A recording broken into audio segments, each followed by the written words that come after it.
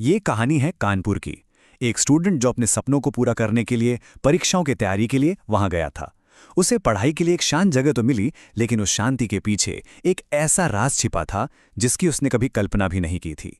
ये शब्द उसी लड़के के हैं जिसके साथ ये सब हुआ, और इन शब्दों से ही उस खौफ का अंदाजा लगाया जा सकता है। एक ऐसा अनुभव, एक ऐसा डर जिसे सिर्फ महसूस किया जा सकता है, समझाया नहीं जा सकता।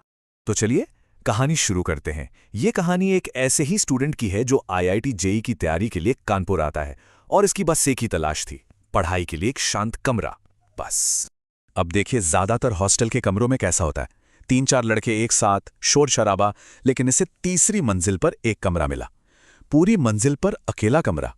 मतलब शुरू में तो उसे लगा कि अरे वाह, इससे बढ़िया तो कुछ हो ही नहीं सकता, किस्मत ही खुल गई। और एक बात साफ कर दें, वो लड़का कोई अंधविश्वासी नहीं था, पढ़ाई लिखाई वाला, प्रैक्टिकल सोच का था। भूत प्रेत और आत्माओं की कहानियों को वो सिर्फ किस्से कहानियां ही समझता था। तो वो उस कमरे में सेटल हो गया, सब ठीक चल रहा था। लेकिन पहली अजीब चीज तब हुई जब वो घर से कुछ दिन की छुट्टियां बिताकर वापस लौटा। जब वो पहली बार छुट्टी से लौटा तो उसने देखा कि कमरे के लाइट और कूलर ऑन है। उसे लगा शायद मैं ही भूल गया होऊंगा। उसने ज्यादा ध्यान नहीं दिया। लेकिन जब दिवाली की छुट्टियों के बाद वो लौटा और इस बार पंखा और कूलर दोनों चल रहे थे, तब उसके मन में एक अजीब सा शक पैदा हुआ। अब देखिए, बात सोचने वाली है। सारे स्विच कमरे के अंदर थे, और ताला ताला तो उसका अपना पर्सनल था। तो फिर आखिर इन्हें चालू कौन कर रहा था? उसने फौरन वार्डन को फोन किया। वार्डन ने साफ साफ कह दिया कि भाई, तुम्हारे निजी ताले की कोई दूसरी चाबी किसी के पास नहीं है। उसने अपने दोस्तों को बताया तो वो सब हंसने लगे, कहने लगे, यार तू थक गया है, ज्यादा सोच मत। सब साइंस के स्टूडेंट थे तो इन बातों पर यकीन नहीं करते थे। माँ को फोन किया तो उन्होंने कहा ये सब तेरा वहम है। मतलब वो अपने इस डर के साथ बिल्कुल अकेला पड़ गया था। और ये डर एक रात इतना बढ़ गया कि वो अपने कमरे में एक पल भी नहीं रुक पाया।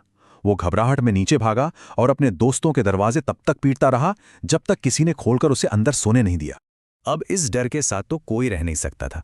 तो अगली सुबह वो नींद का मारा, परेशान सा, पास की एक दुकान पर कुछ सामान लेने गया।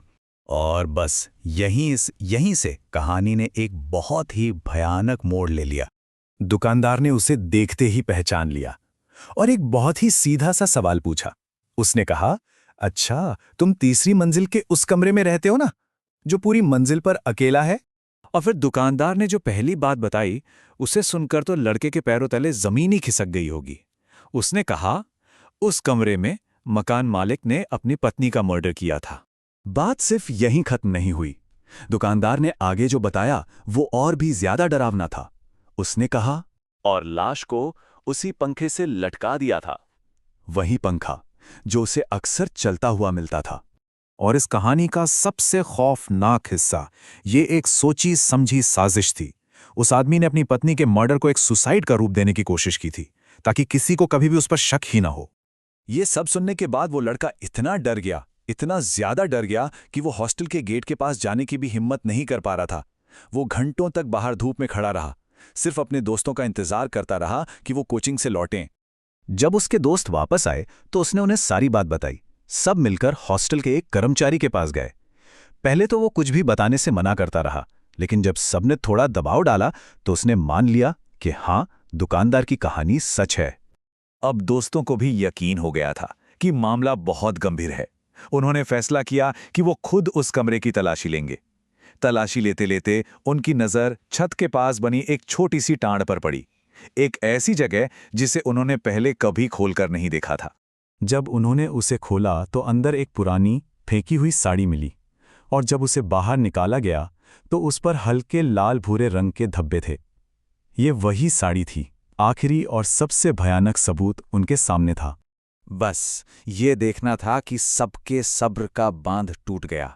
उस लड़के ने और उसके सारे दोस्तों ने उसी वक्त जो सामान हाथ लगा उसे पैक किया और हॉस्टल छोड़ के भाग गए। कहानी सुनाने वाला लड़का कहता है कि ये बातें, ये एहसास आज भी उसके साथ है। एक ऐसा डर जिसे वो कभी बयां नहीं कर सकता। और ये कहानी हमें एक बेचैन करने वाले सवाल के साथ छोड़ जाती है। क्या वो हॉस्टल आज भी कानपुर में कहीं मौजूद है?